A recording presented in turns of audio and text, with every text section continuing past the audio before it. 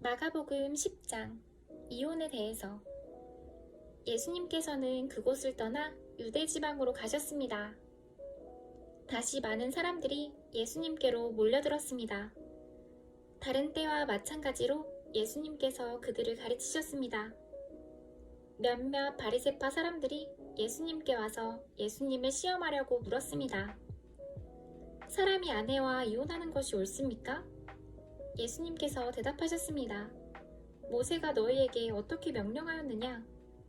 그들이 말했습니다.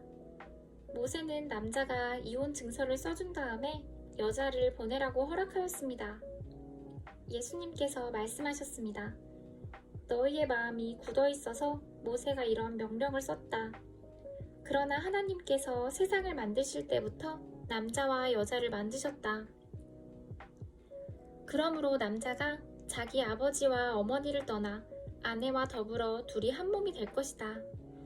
따라서 더 이상 둘이 아니라 한 몸이다. 그러므로 하나님께서 하나로 만드신 것을 사람이 가르지 마라. 제자들이 집에서 예수님께 이혼에 대해 다시 물었습니다. 예수님께서 대답하셨습니다. 자기 아내를 버리고 다른 여자와 결혼하는 사람은 간음죄를 짓는 것이다. 자기의 남편을 버리고 다른 남자와 결혼하는 여자 또한 간음죄를 짓는 것이다. 아이들을 축복하심. 사람들이 자기의 아이들을 데리고 예수님께 와서 어루만져 주시기를 원했습니다. 그러나 제자들이 이들을 꾸짖었습니다. 예수님께서 이것을 보시고 노하시며 제자들에게 말씀하셨습니다. 어린아이들이 내게로 오게 놔두어라. 그들을 막지 마라. 하나님 나라는 이런 어린아이와 같은 사람들의 것이다. 내가 너희에게 진정으로 말한다. 어린이처럼 하나님 나라를 받아들이지 않는 사람은 결코 그곳에 들어가지 못할 것이다. 그리고 예수님께서 어린이들을 팔에 앉으시고 손을 얹어 축복하셨습니다. 부자 청년의 질문. 예수님께서 길을 떠나시려고 할 때 한 사람이 달려와서 예수님 앞에 무릎을 꿇었습니다. 그리고 여쭈었습니다. 선하신 선생님, 영원한 생명을 상속받으려면 무엇을 해야 합니까? 예수님께서 대답하셨습니다. 왜 나를 선하다고 하느냐? 오직 하나님 외에는 아무도 선하지 않다. 너가 계명을 안다. 살인하지 마라. 간음하지 마라. 도둑질하지 마라. 거짓 증거를 대지 마라. 속이지 마라. 너의 부모를 공경하여라. 그 사람이 말했습니다. 선생님, 저는 어려서부터 이 모든 계명들을 다 지켰습니다. 예수님께서 그 사람을 보시고 사랑스럽게 여기셨습니다. 그리고 말씀하셨습니다. 너에게 부족한 것 하나가 있다. 가서 너가 가진 것을 모두 팔아 가난한 사람들에게 주어라. 그러면 하늘에서 보화가 있을 것이다. 그리고 와서 나를 따라라. 이 말씀을 듣고 그 사람은 매우 슬퍼하며 떠나갔습니다. 그것은 그 사람이 많은 재물을 가지고 있었기 때문입니다. 예수님께서 제자들을 보시며 말씀하셨습니다. 부유한 사람이 하나님 나라에 들어가는 것이 얼마나 어려운가. 제자들은 예수님의 말씀에 놀랐습니다. 예수님께서 다시 말씀하셨습니다.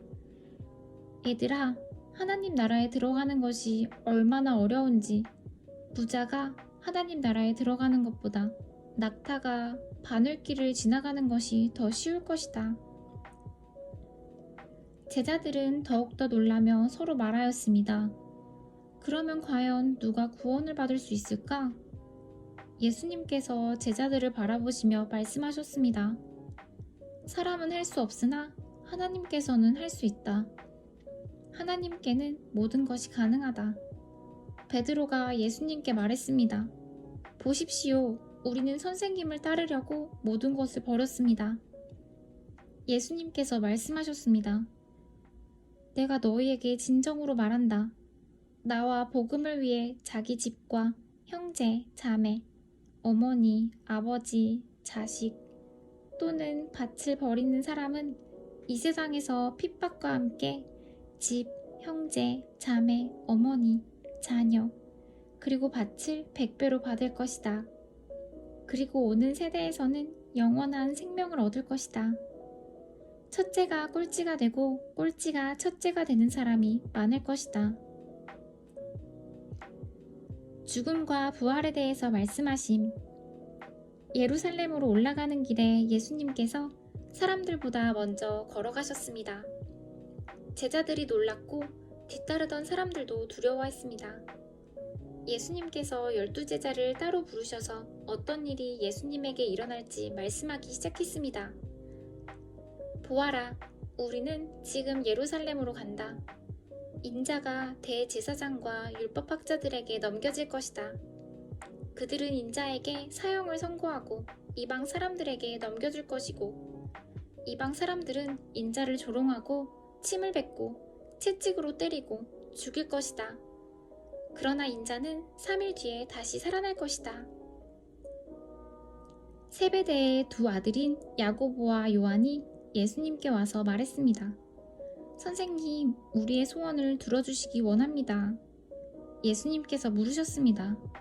너희가 내게 무엇을 원하느냐? 그들이 대답했습니다. 저희가 주의 영광스러운 나라에서 선생님의 오른쪽과 왼쪽에 앉게 허락해 주십시오. 예수님께서 대답하셨습니다. 너희가 요구하는 것이 무엇인지를 알지 못하는구나. 너희는 내가 마시는 잔을 마실 수 있느냐? 그리고 내가 받는 세례를 받을 수 있느냐? 그들이 대답했습니다. 예, 우리는 할 수 있습니다. 예수님께서 그들에게 말씀하셨습니다. 내가 마시는 잔을 너희가 마시며 내가 받는 세례를 너희가 받을 것이다. 그러나 내 오른쪽이나 왼쪽에 앉는 것은 내가 허락하는 것이 아니다. 이 자리들은 정해놓은 사람에게 돌아갈 것이다. 이 말을 듣고 나머지 10명의 제자들이 야고보와 요한에게 화를 내기 시작했습니다. 예수님께서 제자들을 부르시고 말씀하셨습니다. 너희가 아는 것처럼 이방 사람들의 통치자라는 사람들은 사람들을 지배하려고 한다. 고관들도 사람들에게 세도를 부린다. 그러나 너희는 그래서는 안 된다. 누구든지 너희 중에서 높아지려거든 종이 되어야 한다. 누구든지 너희 중에서 첫째가 되려거든 모든 사람의 종이 되어야 한다. 인자도 섬김을 받으러 온 것이 아니라 섬기러 왔다. 인자는 자기 생명을 많은 사람의 대속물로 주려고 왔다. 안 못 보는 바디메오를 고치심. 예수님과 제자들이 여리고에 왔습니다. 예수님께서 제자들과 많은 사람들과 함께 여리고를 떠나실 때 디메오의 아들인 바디메오라고 하는 앞을 보지 못하는 거지가 길가에 앉아 있었습니다. 나사렛 예수님이라는 소리를 듣고 그는 소리를 지르기 시작했습니다. 다윗의 자손 예수님, 제게 자비를 베풀어 주십시오. 많은 사람들이 그에게 조용히 하라고 엄하게 말했습니다. 그러나 그는 더욱더 크게 소리쳤습니다. 다윗의 자손이여, 제게 자비를 베풀어 주십시오. 예수님께서 멈추셔서 말씀하셨습니다. 그 사람을 이리 데리고 오너라. 사람들이 그를 불렀습니다. 안심하고 일어나게. 예수님께서 자네를 부르고 계시네. 그는 겉옷을 거기에 두고 벌떡 일어나 예수님께로 갔습니다. 예수님께서 그에게 물으셨습니다. 무엇을 해주길 원하느냐? 보지 못하는 자가 대답했습니다. 선생님, 다시 보기를 원합니다. 예수님께서 가거라, 너의 믿음이 너를 낫게 하였다. 라고 말씀하셨습니다.